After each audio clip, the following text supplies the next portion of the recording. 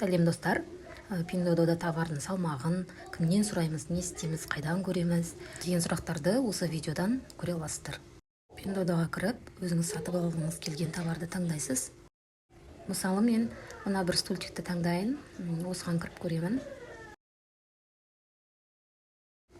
Мына төменде тұрған белгіні таңдаймын, яғни бұл деген продавецпен сөйлесу бөлімі.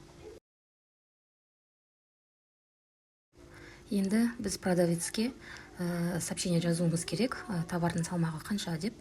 Ол үшін Google переводчикқа барып, орысша жазамын.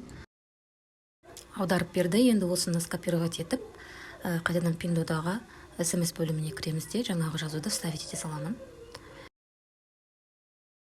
Сосын жіберемін. Енді продавецтің ответін күтеміз. Продавец ответ қайтарды. Яғни бұл товардың салмағы 4 килограмм екен. Міне осылай кез келген товардың салмағын продавецтен сұрап біліп алуларыңызға болады. Каналға тіркеліп, лайк басып кет.